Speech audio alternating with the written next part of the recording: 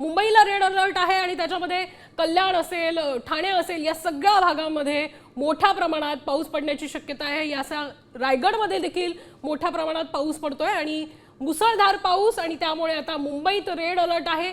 आणि या पावसाने कशा पद्धतीने पाणी साचेल आणि काय पुढचे 3 ते 4 तास जे आहेत ते खूप अत्यंत महत्त्वाचे असणार आहेत, ते आपण या माध्यमातून बघतोय, मॅपच्या माध्यमातून, की कशा पद्धतीने मोठ्या प्रमाणात आता पाऊस पडण्याची शक्यता आहे। मुंबईमध्ये रेड अलर्ट जारी करण्यात आलेला आहे। मुंबईचंही आपण मॅपमध्ये बघतोय की कशा पद्धतीने हा जो रेड अलर्ट आहे त्याच्यानंतर पुढचे 3 ते 4 तास जे आहेत ते खूप अत्यंत महत्त्वाचे असणार आहे मुंबईमध्ये। आणि ढगांची दाटी जी आहे ती आपण बघू शकतो आणि त्याच्यामुळे मुसळधार जो आहे तो पाऊस कोसळणार आहे। मुंबईची पुन्हा एकदा तुंबई होणार का हे बघणं देखील आता महत्त्वाचं ठरणार आहे।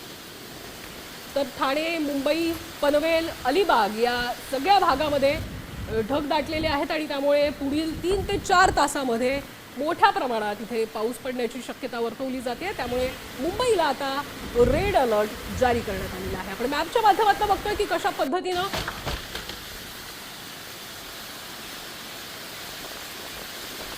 आणि या संदर्भात अधिक माहिती घेऊयात आपले प्रतिनिधी गणेश कवडे यांच्याकडनं। गणेश, काय अधिकची माहिती मिळतेय? पुढचे 3 ते 4 तास जे आहेत ते अत्यंत महत्त्वाचे आहेत मुंबईसाठी, कारण मुंबईत रेड अलर्ट जारी करण्यात आलेला आहे।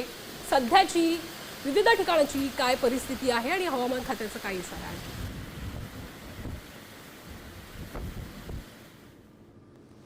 नक्कीच मुंबई, ठाणे आणि रायगड या भागामध्ये आहे ते पुढचे 3 ते 4 तासामध्ये अतिमुसळधार पाऊस पडणार असल्याचं हवामान विभागाच्या वतीने सांगितलेलं आहे आणि त्यानुसारच पावसाला देखील सुरुवात झालेली पाहायला मिळते। काही ढग देखील आहे ते निर्माण झालेले आहे, पाऊस देखील सुरू झालेला आहे आणि मुंबईचा नरिमन पॉइंटचा परिसर आहे आणि मुंबईच्या नरिमन पॉइंटवर खरं तर मोठ्या प्रमाणामध्ये आहे ते समुद्रकिनारी गर्दी देखील झालेली पाहायला मिळते, कारण की आज सुट्टीचा दिवस आहे आणि सुट्टीच्या दिवशी नरिमन पॉइंटला पर्यटकांची मोठ्या प्रमाणामध्ये गर्दी होते आणि हवामान विभागाच्या वतीने देखील आहे ते सांगण्यात आलेले आहे की पुढचे 3 ते 4 तास अतिमुसळधार पाऊस पडणार आहे। त्यामुळे जर काम असेल तरच घराच्या बाहेर पडा असं देखील सांगण्यात आल्यानंतर गणेश, आपण बघू शकतोय की नरिमनला पण कशा पद्धतीची गर्दी आहे, कारण शनिवारचा दिवस आहे, वीकेंड आहे, त्यामुळे पर्यटक जे आहेत ते गर्दी करतायत।